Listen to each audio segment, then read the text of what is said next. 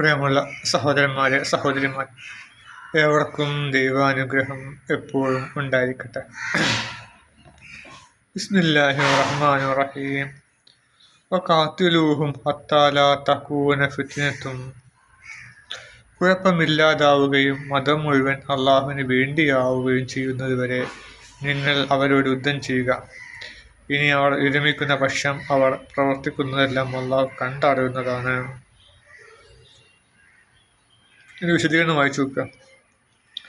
നബി സല്ലല്ലാഹു അലൈഹി വസല്ലം പരസ്യമായി പ്രബോധനം നടത്തുകയും അത് ശ്രദ്ധിച്ച് കേട്ടവർ ഇസ്ലാം സ്വീകരിക്കുകയും ചെയ്തപ്പോൾ സത്യനിഷേധികൾ നബിയെയും മുസ്ലിങ്ങളെയും ഉന്മൂലനം ചെയ്യാൻ വേണ്ടി യുദ്ധം തുടങ്ങുകയാണ് ചെയ്തത്. അതിനെ പ്രതിരോധിക്കുകയും വിശ്വാസ സ്വാതന്ത്ര്യം സ്ഥാപിക്കുകയുമായിരുന്നു ഇസ്ലാമിക യുദ്ധത്തിൻ്റെ ലക്ഷ്യം. മതം മുഴുവൻ അള്ളാഹുവിന് വേണ്ടിയാവുക എന്നതിൻ്റെ അർത്ഥം മതവിശ്വാസത്തിൻ്റെ കാര്യം പുരോഹിതന്മാരുടെയും പ്രമാണിമാരുടെയും ബലാത്കാരത്തിൽ നിന്ന് മുക്തമായി ദൈവഭയത്തിൻ്റെ മാത്രം അടിസ്ഥാനത്തിലാവുക എന്നതത്രേ. ഇവിടെ എന്താ പറഞ്ഞത്? പ്രവാചകന് പ്രബോധനം നടത്തിയപ്പോൾ സത്യം മനസ്സിലായി. പ്രവാചകൻ പറയുന്നത് സത്യമാണെന്ന് പൊതുവെ അവർക്ക് അറിയാമല്ലോ. കാരണം പ്രവാചകൻ സത്യസന്ധനായിരുന്നു. ശത്രുക്കൾ വരെ പ്രവാചകൻ സത്യസന്ധൻ, അൽ അമീൻ എന്നാണ് വിളിച്ചിരുന്നത്. അത് പ്രവാചകൻ പറഞ്ഞു വിളിപ്പിച്ചതൊന്നുമല്ല, മറിച്ച് പ്രവാചകന്റെ പ്രവർത്തനം കൊണ്ട് സത്യസന്ധൻ എന്നാണ് വിളിച്ചിരുന്നത്. ഞാൻ ഫ്ലാറ്റ് എർത്ത് ഗ്രൂപ്പിൽ പലരും എന്നെ പറ്റി നല്ല അഭിപ്രായമാണ്. ഇക്കാന്നാണ് വിളിക്കുക, അതുപോലെ തന്നെ ആളൊരു സാധുവാണ്, ഒരു പച്ചപ്പയ്യാണ് എന്നൊക്കെ പലരും എന്നെ അഭിസംബോധന ചെയ്യുന്നുണ്ട്. അത് നമ്മുടെ പ്രവർത്തനം കൊണ്ടാണത്. അതുപോലെ തന്നെ ചില കുഴപ്പങ്ങളും എന്തെങ്കിലും സംഭവിക്കാറുണ്ട്. ആരെന്ത് പറഞ്ഞാലും നീ എന്നാണ് പറയുക. എന്തെങ്കിലും തെളിവാക്കിനെ പറഞ്ഞാൽ അത് നീ എന്ന് പറയും. അപ്പോൾ അതിൽ നിന്ന് മനസ്സിലാക്കാൻ അവർക്ക് പിന്നെ ആള് സാധുവാണ്. മറ്റേ തിരിച്ചങ്ങോട്ടും ഒന്ന് പറഞ്ഞാൽ 10 അങ്ങോട്ട് പറയുന്നതാണ് എന്ത് മനസ്സിലാക്കാം, അവന് ഭയങ്കര ജഗജില്ലിയാന്ന് മനസ്സിലാക്കാം. പക്ഷെ അതുപോലെ എന്ത് ചെയ്യും, തിരിച്ചങ്ങോട്ടും പറയും അത് നീ എന്ന് പറയും. അപ്പോൾ ആൾ സാധുവാണെങ്കിൽ തീരെ, പ്രവാചകനൊക്കെ ആണെങ്കിൽ തീരെ ഒന്നും പറയില്ല.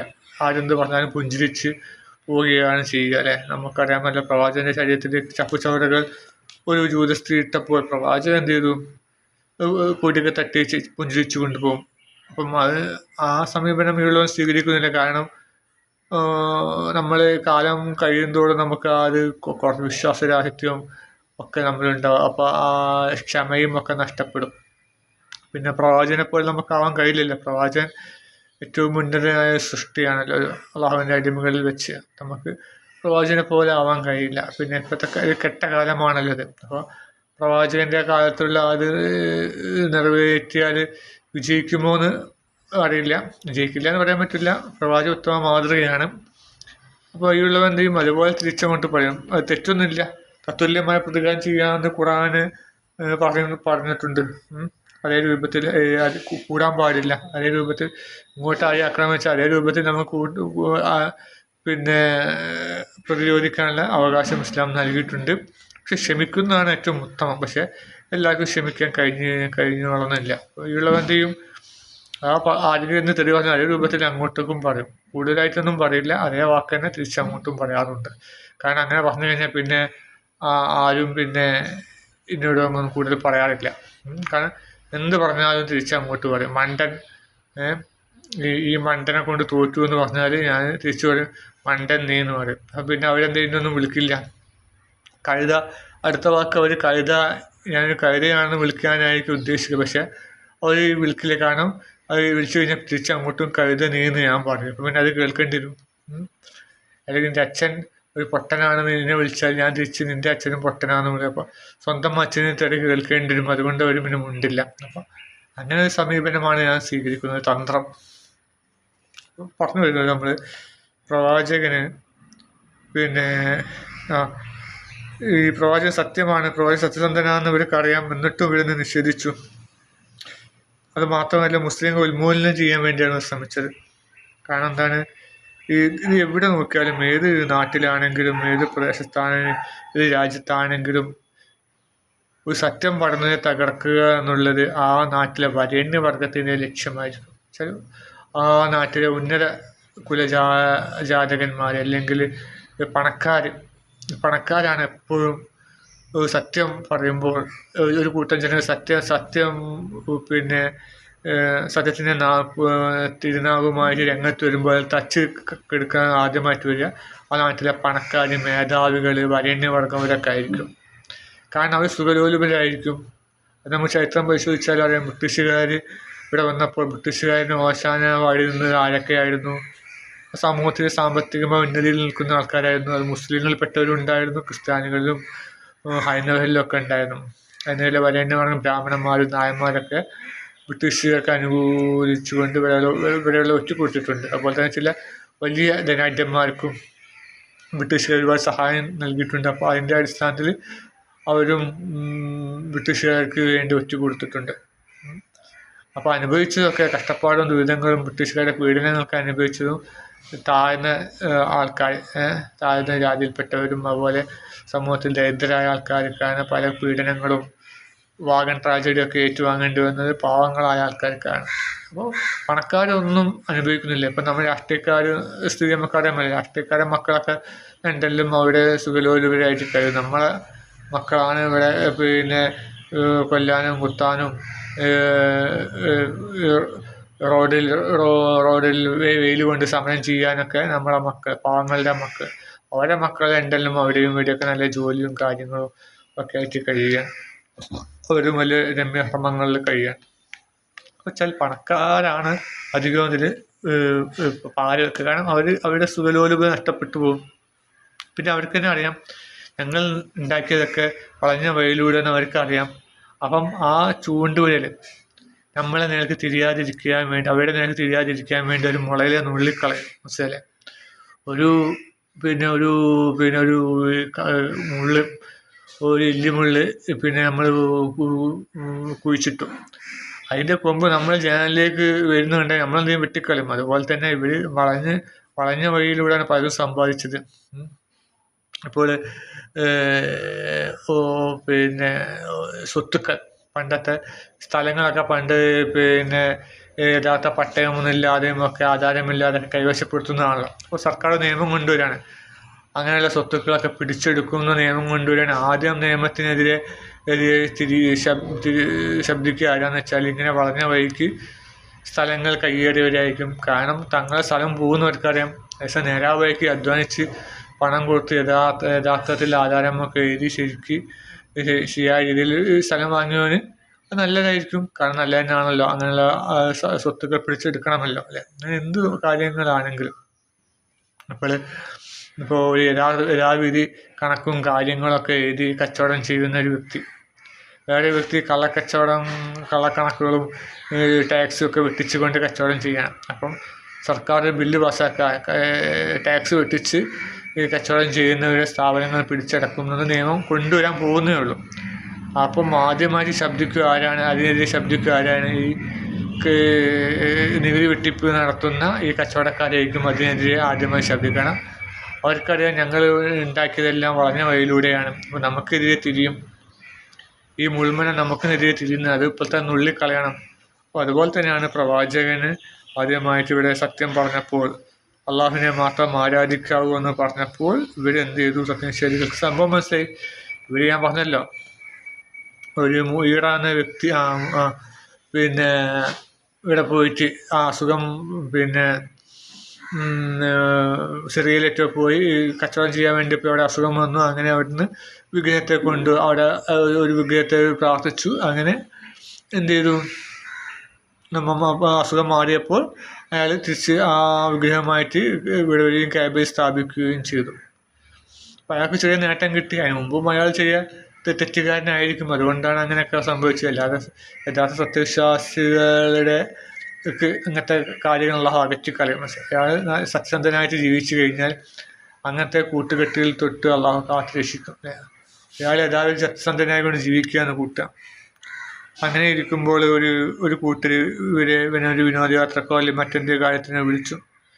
അപ്പോൾ അങ്ങനെയുള്ള സന്ദർഭത്തിൽ ഇവനെന്ത് ചെയ്യും? ഈ മറ്റുള്ള കൂട്ടരൊക്കെ മദ്യപാന സംഘവും ഒക്കെ ആണെന്ന് കൂട്ടുക. അപ്പോൾ അള്ളാഹു എന്ത് ചെയ്യും? ഇവനായാലും തടയും. ഇവനക്ക് എന്താണ് ആ സമയത്ത് രോഗം വരികയോ എന്തെങ്കിലുമൊക്കെ ചെയ്ത് പോകാൻ കഴിയാതെയാക്കും. അപ്പോൾ അതുപോലെ തന്നെ മൂയിടക്ക് അങ്ങനെ വിഗ്രഹത്തോട് ഇഷ്ടം തോന്നുകയും അത് ക്യാബിൽ കൊണ്ട് വെക്കണമെന്നും തോന്നിച്ചത് എന്താണ് കാരണം? അദ്ദേഹം ചെയ്ത തിന്മകൾ കാരണമാണ്. അപ്പോൾ സമൂഹത്തിൽ ആരൊക്കെ എന്തൊക്കെ ദുരിതങ്ങൾ അനുഭവിക്കുന്നു അതൊക്കെ അവൻ മുമ്പ് ചെയ്ത ചില കുറ്റങ്ങൾ നിമിത്തമാണ്. മത്തം കുത്തിയ കുമ്പളം മുളക്കില്ല പറഞ്ഞ മാതിരി, അതുപോലെ തന്നെ വിതച്ചതേ കൊയ്യുക എന്ന് പറഞ്ഞ മാതിരി മുമ്പ് പല തെറ്റുകളും ഈ മൂയിട ചെയ്ത് കൂട്ടിയിട്ടുണ്ടാകും. അപ്പോൾ അതിൻ്റെ അടിസ്ഥാനത്തിലാണ് അയാൾക്ക് അവിടെ വെച്ച് തന്നെ അസുഖം വന്നതും. അപ്പോൾ ഈ വിഗ്രഹത്തിന് മുമ്പിൽ പ്രാർത്ഥിച്ചപ്പോൾ അസുഖം മാറി ചെയ്ത് വെക്കുമ്പോൾ അങ്ങനെ തന്നെയാണ്. അല്ലെ, മൂയിട എന്ന വ്യക്തി നല്ല വ്യക്തിയാണെങ്കിൽ ഒരിക്കലും അസുഖം മാറില്ല. നമുക്കറിയാമല്ലോ, പ്രവാചകൻ കൈക്കുഞ്ഞായപ്പോൾ ആമിന റളിയല്ലാഹുവിൻ്റെ കയ്യിൽ നിന്ന് കുഞ്ഞ് നഷ്ടപ്പെട്ടു പോയി. പ്രവാചകൻ 6 മാസമാകുമ്പോൾ തന്നെ ആമിന റളിയല്ലാഹു മരണപ്പെട്ടു പോയിട്ടുണ്ടല്ലോ, മാതാവ്. അപ്പോൾ 6 മാസത്തിന് മുമ്പ് ഒരു 3 മാസമൊക്കെ ആയപ്പോൾ ഒരു ഉക്കാല് ചന്തയിൽ വെച്ചിട്ടാന്ന് തോന്നും കുഞ്ഞ് നഷ്ടപ്പെട്ടു പോയി. അറിയാതെ പോവുകയോ തിരക്കിൽപ്പെട്ട് കാണാതാവുകയോ ചെയ്തു. അങ്ങനെ വേഗം ഒരു പുരോഹിതൻ്റെ അടുത്ത്, ജൂത പുരോഹിതൻ്റെ അടുത്ത് പോയി പറഞ്ഞ് അയാൾ നോക്കിയവൻ പറഞ്ഞത് ഞങ്ങളെ തകർക്കാൻ വേണ്ടിയുള്ള ഒരു കുഞ്ഞാണ്. പുരോഹിതന്മാർക്കറിയാം ഞങ്ങൾ സാത്താനെയാണ് പ്രീതിപ്പെടുത്തുന്നത്, എന്നിട്ടാണ് വളഞ്ഞ വഴിക്കാണ് ഞങ്ങൾ ധനം സമ്പാദിക്കുന്നവർക്കറിയാം, ഞങ്ങൾ ചെയ്യുന്നത് തെറ്റാണെന്ന് അവർക്കറിയാം. പറഞ്ഞുകൊണ്ട് തന്നെ അവരതിൽ നിൽക്കുകയാണ്, കാരണം അങ്ങനെ ശീലിച്ചു പോയി. അപ്പോൾ ഇയാൾ പറഞ്ഞു, ഞങ്ങളെപ്പോലെ തകർക്കാൻ വേണ്ടി വന്ന വ്യക്തിയാണ്, അയാളെ കണ്ടെത്താൻ ഞങ്ങൾക്ക് കഴിയില്ല, നിങ്ങൾ തന്നെ അന്വേഷിച്ചോളൂ പറഞ്ഞിട്ട് ഒഴിവാക്കുകയാണ് ചെയ്തത്. അങ്ങനെ പിന്നെ കിട്ടി, വളരെ കയ്യിൽ വശം കിട്ടി. അപ്പോൾ പറഞ്ഞു വരുന്നത്, ഇങ്ങനെ നല്ല വ്യക്തികൾക്ക് യാതൊരു സഹായം ചെയ്യാൻ ദുഷിച്ച വ്യക്തികൾക്ക് കഴിയില്ല. നല്ല വ്യക്തികൾക്കൊക്കെ നല്ല വഴിക്കാണ് സഹായം വരിക, മനസ്സിലായില്ലേ?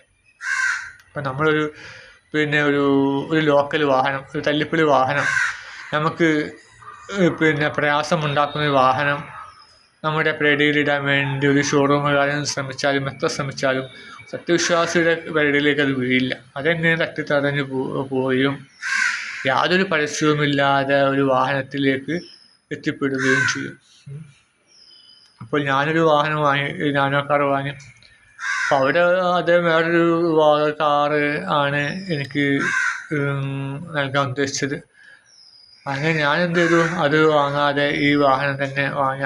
ആ പഴമ വാഹനം സ്റ്റാർട്ടാവുന്നില്ല, മറിച്ച് അയാൾക്ക് അതിനോട് വിൽക്കാൻ താല്പര്യമില്ല, അയാൾക്ക് ഈ വാഹനം വിൽക്കാൻ താല്പര്യമില്ല, പിന്നെ എൻ്റെ കയ്യിൽ പണവും അതിനർത്ഥമില്ല, ഇങ്ങനൊക്കെ പല പ്രശ്നങ്ങളൊക്കെ ഉണ്ടായിരുന്നു. എന്നിട്ടും ഞാൻ ഈ വാഹനം വാങ്ങി കൊണ്ടുവന്നു ഇടത്തി അതിനെ ഉപയോഗിച്ച് കഴിഞ്ഞ് തകരാറൊക്കെ പരീക്ഷിച്ച് കഴിഞ്ഞപ്പോൾ അത് ഏറ്റവും നല്ല വാഹനമാണ്. നാനോ കാറിൽ LX മോഡലുള്ളൊരു വാഹനമാണ്, പിന്നെ കുറച്ചൊരു കൂടുതൽ സവിശേഷമുള്ള വാഹനമാണ്. അതുപോലെ തന്നെ AC, എയർ കണ്ടീഷനുള്ള വാഹനമാണ്. AC ഒന്നും എനിക്ക് ആവശ്യമില്ലായിരുന്നു, AC ഉള്ള വാഹനമാണ്. AC വർക്ക് ചെയ്യുന്നില്ല കേട്ടോ. ഒരുപാട് ഗുണങ്ങൾ അതിലുണ്ടായിരുന്നു. അപ്പം എന്നെ അറിയാതെ അള്ളാഹു അതിലേക്ക് എത്തിച്ചു. അതുപോലെ തന്നെ ഞാൻ വാങ്ങിയ സ്ഥലവും വളരെ വില കുറഞ്ഞ് കിട്ടുന്ന ഒരു സ്ഥലമാണ്. ടൗണിൽ കോഴിക്കോടൊക്കെ ഞാൻ വാഹനം പോയി വാങ്ങി മലപ്പുറത്ത് പോയിട്ടാണ് വാങ്ങിയത്. കോഴിക്കോടൊക്കെ ഒരുപാട് സ്ഥലങ്ങളുണ്ട്, പക്ഷേ അവിടെ ഒന്നും പോകാതെ ഞാൻ അവിടെ പോയി എനിക്ക് തോന്നി എന്തിനാ 10 ദൂരം പോയി വാങ്ങിയതെന്ന് ഞാനിങ്ങനെ കരുതി നോക്കുമ്പോൾ കോഴിക്കോടൊക്കെ വില കൂടുതലാണ്, അവിടെ കുറച്ച് വില കുറഞ്ഞ് കിട്ടി. ഒരുപാട് ഗുണങ്ങൾ അതുവഴി എനിക്കുണ്ടായി. പറഞ്ഞു വരുന്നത്, നമ്മൾ അള്ളാഹുവിലേക്ക് അടുക്കുമ്പോൾ അള്ളാഹു നമുക്ക് ഹിദായത്ത് കാട്ടിത്തരും, നമ്മൾ യഥാർത്ഥ വഴിയിലൂടെ നമ്മൾ നയിപ്പിക്കും. അങ്ങനെ ഗുണങ്ങളുണ്ട്. പറഞ്ഞു വരുന്നത്,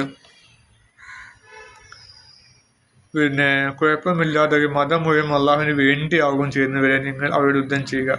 ഇനി അവർ വിരമിക്കുന്ന പക്ഷം അവർ പ്രവർത്തിക്കുന്നതെല്ലാം അള്ളാഹു കണ്ടറിയുന്നവനാണ്. അപ്പം കുഴപ്പം പരിപൂർണമായിട്ടും ഇല്ലാതാണ്. ഇപ്പോൾ ഭൂമിയിലൊക്കെ ഒരുപാട് കുഴപ്പങ്ങളുണ്ട് അല്ലേ. ഞാൻ പറഞ്ഞില്ല, കുട്ടികളെ കള്ളം പഠിപ്പിക്കുന്നില്ലേ, ഭൂമി ഉരുണ്ടതാണ്, ഗ്രാവിറ്റി ഉണ്ട്, മനുഷ്യന്മാർ ചന്ദ്രനിൽ പോയി അല്ലേ. ഇന്നിപ്പോൾ രാവിലെ ഒരു ഫേസ്ബുക്ക് പോസ്റ്റ് കണ്ടു, ചന്ദ്രനിൽ പോയി ഇറങ്ങിയവരുടെ കാൽപ്പാട് ഇപ്പോഴും അവിടെ നിൽക്കുന്നുണ്ട്, മാഞ്ഞിട്ടില്ല, അങ്ങനെയാണ് ഇങ്ങനെയാണ് എന്നൊക്കെ പറഞ്ഞിട്ട് എന്തൊരു വിഡ്ഢികളാണ്. എന്നിട്ട് ഞങ്ങൾ അതിൻ്റെ ലിങ്കുകൾ, പഴമയെക്കുറിച്ചുള്ള ലിങ്കുകൾ ഇട്ട് കൊടുത്താൽ അപ്പോൾ അവർ പരിഹസിക്കും.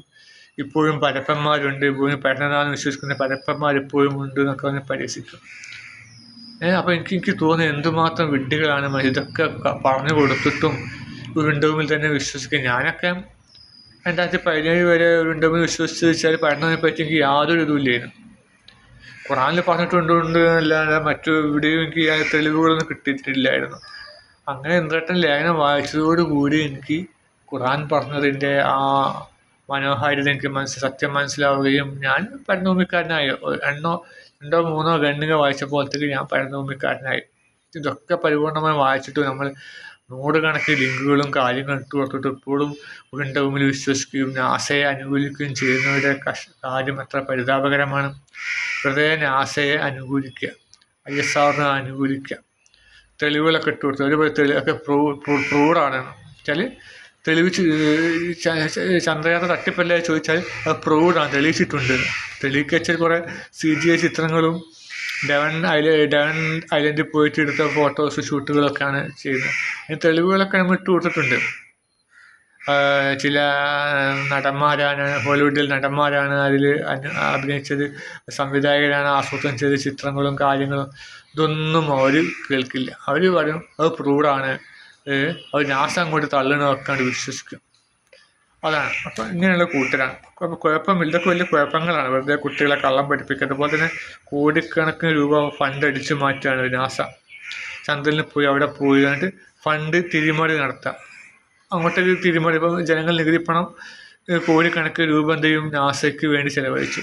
നാസ എന്ത് ചെയ്യും, എന്തെങ്കിലുമൊക്കെ ചെറിയ റോക്കറ്റൊക്കെ വിട്ടിട്ട് അത് ബർമുഡ ട്രയാങ്കിളിൽ പോയി വീഴും. അതിന് കുറഞ്ഞ തുകയൊക്കെ ചിലവാകുകയുള്ളൂ.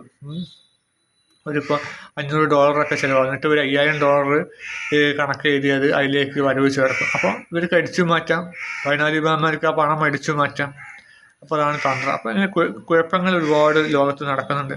അങ്ങനെ കുഴപ്പമില്ലാതാവുകയും മുഴുവൻ അള്ളാഹുവിന് വേണ്ടിയോ മതം മുഴുവൻ അള്ളാഹുവിന് വേണ്ടി ആവുകയും ചെയ്യുന്നവർ. അതുപോലെ പലതും ഇതിനെപ്പറ്റി ഒരുപാട് പറയാനുണ്ട്. പള്ളികളിലും മറ്റു പുരോഹിതന്മാരും കടത്തിക്കൂട്ടിയ പല തിന്മകളും, പള്ളികൾ വെറുതെ മോടി പിടിപ്പിക്കുക. ഇപ്പം ഞാനൊരു പള്ളി ചിത്രം കണ്ട്, ഗൾഫിലുള്ളൊരു പള്ളി. എന്തുമാത്രം ലേറ്റ് കോടിക്കണക്കിന് രൂപ ചിലവാക്കിയിട്ട് സ്വർണത്തിൻ്റെ കാര്യങ്ങളും സ്വർണത്തിൻ്റെ പല തോരണങ്ങളൊക്കെ തൂക്കിയിട്ട് കോടിക്കണക്കിന് രൂപ ചിലവാക്കിയിട്ട് പള്ളി അലങ്കരിക്കുക. പള്ളി സൗകര്യം വേണം, നമുക്ക് പള്ളി കയറിയ റാഹത്ത് വേണം, സംഭവം ശരി തന്നെയാണ്. പക്ഷെ അതിനു വേണ്ടി വളരെ വലിയ തുകയൊക്കെ ചിലവാക്കി നശിപ്പിക്കുക എന്ന് പറഞ്ഞാൽ തെറ്റാണ്. ആ പണം പാവപ്പെട്ടവർക്ക് കൊടുത്തിട്ട് ഭൂമിയിലെ സകല പാവപ്പെട്ടവർക്കും വിതരണം ചെയ്ത് ഭൂമിയിൽ ഒറ്റ പാവപ്പെട്ടവരും ഇല്ലാതാക്കിയ ശേഷമാണ് ഓക്കെ. അല്ലാണ്ട് നമ്മൾ വെറുതെ പണം ദൂർത്തടിച്ചതൊക്കെ നമ്മൾ അല്ലാണ്ട് കണക്ക് ബോധിപ്പിക്കേണ്ടി വരും. ചില പള്ളികൾ നമസ്കരിക്കാൻ ആളില്ല, വലിയ പള്ളികൾ ഉണ്ടാക്കിയിടുക അല്ലാണ്ട് ആളില്ല. അതേസമയം തീരെ സൗകര്യമില്ലാത്ത ചില പള്ളികളുണ്ട്. ഞാനൊരു പള്ളിയിൽ പോയപ്പം അവിടെ കുഴിക്കക്കൂസിൻ്റെ സ്ലാബ് പോലത്തെ ഒരു ഇതാണ് മൂത്രം ഒഴിക്കാനുള്ളത്. അപ്പോൾ ഭയങ്കര സ്മെല്ല്, എനിക്കുള്ള വലിയ സ്മെല്ലും അതൊക്കെ പൊട്ടിപ്പൊളിഞ്ഞിട്ട് ദുർഗന്ധം വമിക്കുന്നുണ്ട്. അങ്ങനെയുള്ളതൊക്കെ മാറ്റി നല്ല അത്യാവശ്യം ടൈൽസൊക്കെ ഇട്ടിട്ട് നല്ലൊരു ക്ലോസറ്റും കാര്യങ്ങളൊക്കെ ആണെങ്കിൽ കുഴപ്പമൊന്നുമില്ല. അതിനൊന്നും കുഴപ്പമില്ല. സൗന്ദര്യവും അള്ളാഹു ഇഷ്ടപ്പെടുന്നതാണ്. അള്ളാഹു സൗന്ദര്യം ഇഷ്ടപ്പെടുന്നു, അതൊന്നും കുഴപ്പമില്ല. പക്ഷെ വെറുതെ അനാവശ്യമായിട്ട് ഒരു കാര്യവുമില്ലാണ്ട് കോടിക്കണക്കിന് രൂപ നശിപ്പിക്കുന്നത് തെറ്റാണ്. അതുപോലെ തന്നെ പള്ളിക്ക് മുമ്പിൽ പൂന്തോട്ടം സ്ഥാപിക്കുക, അതൊക്കെ നല്ലതാണ്. കാരണം ആരാധന നടത്തുന്നവർക്ക് അവിടെ വന്നിരുന്ന് ഒന്നും കൂടി അതിൻ്റെ ദിക്റിൻ്റെ മഹത്വം ഒന്നും കൂടി വർദ്ധിക്കുകയും ചെയ്യും. അതിനൊന്നും കുഴപ്പമില്ല. വെറുതെ അനാവശ്യം സ്വർണത്തിൻ്റെ തോരണങ്ങളും അതും ഇതൊക്കെ വെച്ച് നശിപ്പിക്കുക. അതുപോലെ വൈദ്യുതി പാഴാക്കുക. നമുക്ക് തന്നെ വൈദ്യുതി ഇവിടെ ഇല്ലല്ലോ, വൈദ്യുതി ക്ഷാമമാണല്ലോ. എന്തെങ്കിലും പ്രശ്നം മഴയില്ലെങ്കിൽ പവർ കട്ടിനെ പറ്റി ചിന്തിക്കുന്ന നാടാണ് നമ്മുടേത്. അപ്പോൾ അങ്ങനെയുള്ള സ്ഥലത്താണ് ലക്ഷക്കണക്കിന് വിലയുള്ള ലൈറ്റുകളും അതുപോലെ തന്നെ കണ്ടമാനം വാട്സ് നശിപ്പിക്കുന്ന ഊർജ്ജം നശിപ്പിക്കുന്ന ലൈറ്റുകളൊക്കെ സ്ഥാപിക്കുന്നത്. അതൊക്കെ നമുക്ക് നഷ്ടമാണ്. ഇതിനൊക്കെ പല കുഴപ്പങ്ങളും നമ്മുടെ മതത്തിലൊക്കെ ഉണ്ട്. ആ കുഴപ്പങ്ങളൊക്കെ ഇല്ലാതാവുന്നവരെ നിങ്ങൾ യുദ്ധം ചെയ്യുക, ധർമ്മസമരം ചെയ്യുക എന്നാണ് പറഞ്ഞത്. അപ്പോൾ അങ്ങനെ നമ്മൾ ഭൂമിയിൽ മുഴുവൻ സത്യം സ്ഥാപിക്കാൻ വേണ്ടി സമരം ചെയ്യുന്ന ഭാഗ്യന്മാരുടെ കൂട്ടത്തിൽ അല്ലാഹു നമ്മെ ഉൾപ്പെടുത്തുമാറാകട്ടെ. ആമീൻ.